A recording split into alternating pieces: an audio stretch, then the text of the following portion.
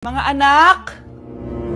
Aba, tanghali na wala pa rin gising? Naku, sinasabi ko sa inyo, pag ako namatay, kawawa kayo! Ano ba yan? Umagang-umaga? Ang dami sinasabi ni nanay. Mga pinagkainan nyo kagabi, hindi kayo marunong magligpit. Ang tatanda nyo na, parang pare kayong mga bata. Kailangan gisingin natin pagluto. Grabe si nanay, nauna pa magpagising kesa sa alarm clock ko. O Kyle, kakagising mo lang? Anay, hindi pa po ako natutulog. Ano? Diyos ko po! Nung kabataan namin, 7 p.m. pa lang, tulog na kami. Tapos, ang gising namin, 4 a.m. para pumasok sa school. Walaan ko, Nay. Tumatawid pa kayo ng bundok tsaka ilog para mag-aral, no? Oo, buti nga kayo may hatid sundo pa eh. Scarlett! Ayan na, magkikiss na sila. Aba, parang anak ng mayaman na. Prinsesa ka?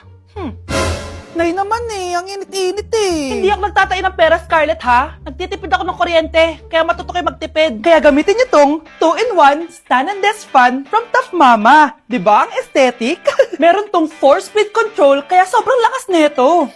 O di ba ang lakas? At syempre, matibay. Di kagaya ng relasyon nyo. Lo, magluluto na nga lang ako. Ops, bago ka magluto, gamitin mo tong stackable multi-cooker ng Tough Mama. Pwede ka dito mag-boil, pwede ka mag-fry, at marami pang iba, gaya ng steam and grill. O di ba? Kahit ano, magagawa mo dito. Pati pag move on sa ex mo. Bakit ang sakit mo naman magsalita, Nay?